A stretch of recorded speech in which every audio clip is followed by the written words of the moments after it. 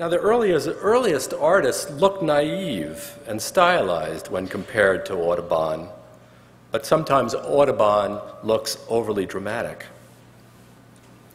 Going back to my story with my father, I worked with him for about 9 years, and earlier on in my life, when my father would do research for his books, he would take me to the Museum of Natural History in New York City, to a floor that was off limits to the public, and sometimes we'd meet wonderful people in the elevator like Dean Amidon and Margaret Mead.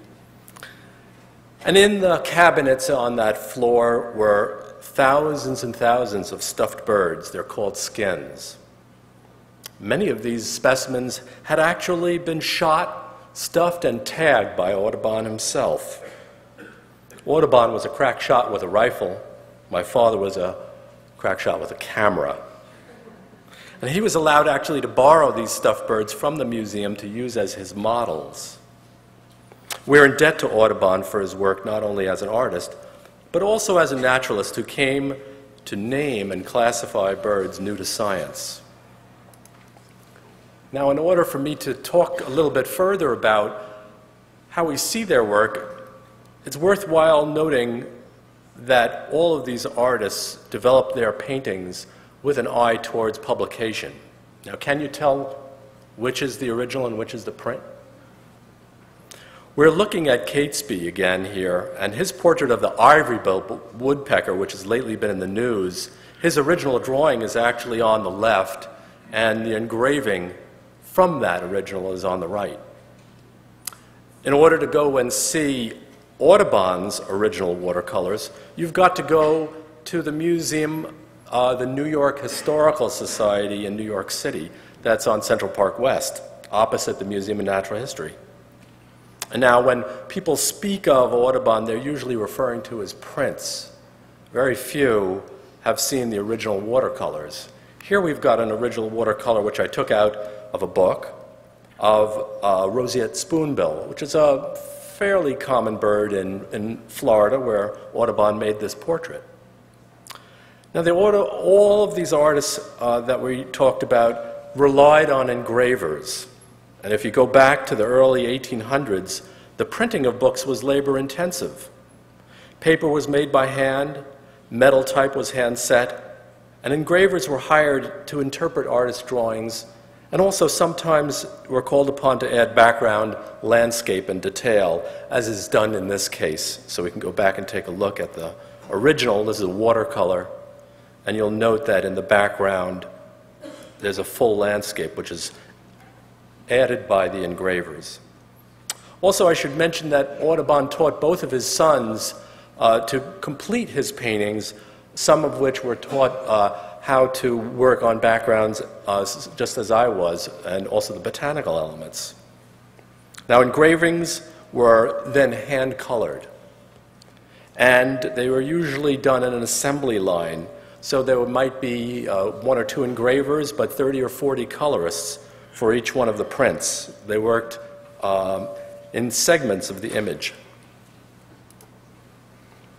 John James Audubon certainly had his impact on American art. As a matter of fact, I would say that Audubon easily takes his place alongside the work of Winslow Homer and Frederick Church of the Hudson River School. Now here we see Audubon on the left-hand side and his Golden Eyes from 1832. I would have to say that Audubon's portrayal is really from the hunter's point of view.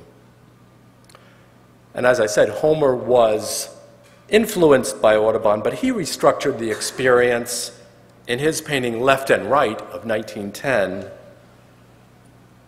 and restructured the experience so you could see it from the bird's point of view. Matter of fact, I have a feeling that if you've seen this painting, which is in the National Museum in Washington, D.C., you may have seen the rifleman in a skiff among the waves, and the little puff of orange and smoke coming from the rifle. And I believe actually that there's a third bird in this picture, and that's the viewer.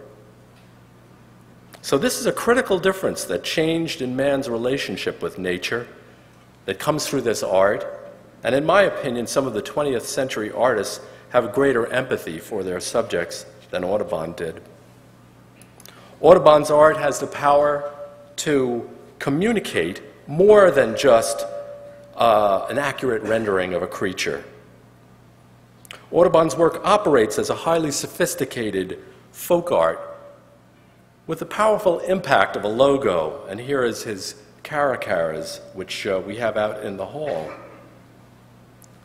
In Audubon's work, the design dominates the art. It personifies a 19th century philosophy espoused by Emerson, which recognized a hierarchy and an overarching architecture within which individuals live their lives. Now, I want to comment and bring up the work of Bruno Lilliefors. Although he's not an American painter, and you may not know his work was seen as a bridge between the 19th and 20th centuries. His art moves from a blend of Romanticism and Impressionism towards an objective realism. He was well respected by all of the artists that followed him, and you could go and see, if you would like, original paintings by him here in New York State at the Genesee Country Museum in Mumford, New York. And as you heard from Katie Payne, Louis Agassiz Fuertes greatly admired Lilliefors. And Lilliefors had the uncanny ability to portray his subjects in flight and on the run, and he could capture a telling moment like this painting of the eagle and the hare. I'd like to say also that visual art is always comparative.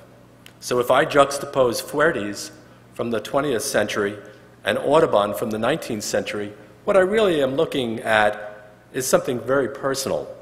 Fuertes digs down deeper. He gets into the character and the psychology of the individual bird portrayed. Whereas Audubon makes the design of his painting primary, Fuertes has a little miracle that he can perform. He's always a close observer of reality. He portrays the vulnerability and the dignity of each individual bird. The bird's eyes and posture are captured on paper with greater sensitivity. Recently, there have been studies, as you may have read, about animal personalities, and I believe these kinds of characteristics are the things that Fuertes' art captures. Now, I'll let the genius of Fuertes' art speak for itself. What we see in his art is a message about the modern condition, individuals without a structure or a hierarchy to protect them. What we have in Fuertes is an artist who understands his subject so thoroughly that the images that he paints pass directly through his brush to you, the viewer, without deflection by political or economic concerns. Tragically, Fuertes' life came to an end while he still dreamt of greater achievement. Now, the legacy of Audubon and Fuertes in their bird art marries a kind of naturalism with a flair for design. And that challenge has been accepted by an enthusiastic group of painters who made their reputations during the mid-20th century. George Mitch Sutton comes to mind, who was a student of Fuertes, and Don R. Eckelberry, who you see here on the left, and my father, Arthur Singer, on the right. Now, I'd love to recreate, I wish I had the time, to recreate those conversations around the dinner table that my father had with Don Eckelberry. They talked about whether their art was or was not diminished because of its service to science. Now, these artists have influenced the current generation, and one can see that effect in the strength of the art created by artists like David Sibley with his Sibley Guides, who briefly studied with my father, and also Karen Alaban Confer, who was mentored by Don Eckelberry, and you'll meet Karen shortly.